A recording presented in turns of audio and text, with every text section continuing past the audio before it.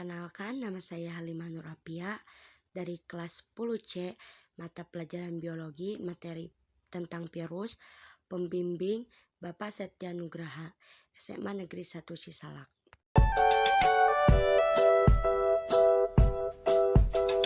Pada tahun 1803, seorang ilmuwan asal Jerman bernama Adolf Meyer menemukan bintik-bintik kuning pada daun tembakau dan disebut sebagai penemuan virus pertama.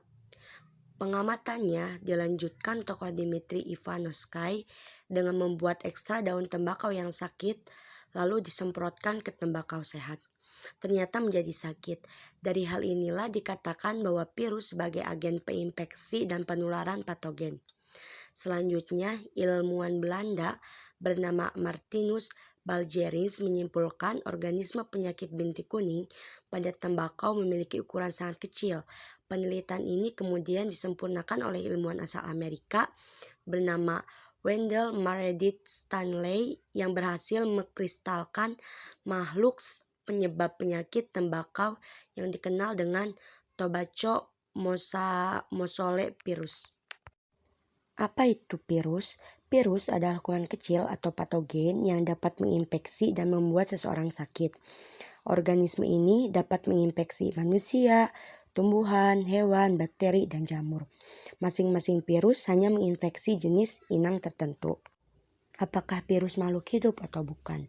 Virus bukanlah makhluk hidup yang memiliki sel, bahkan satu sel sekalipun, atau uniseluler. Sebab virus tidak memiliki bagian-bagian sel seperti dinding sel, membran sel, sitoplasma inti sel, dan organel lainnya. Partikel virus yang lengkap disebut sebagai virion. Intinya, virus tidak memiliki ciri-ciri sebagai makhluk hidup. 1. Kapsid. Kapsid adalah lapisan berupa rangkaian kapsomer pada tubuh virus yang berfungsi sebagai pembungkus DNA atau RNA. Kedua, asam nukleat. Asam nukleat adalah substansi genetik yang berfungsi untuk membawa kode pewarisan sifat.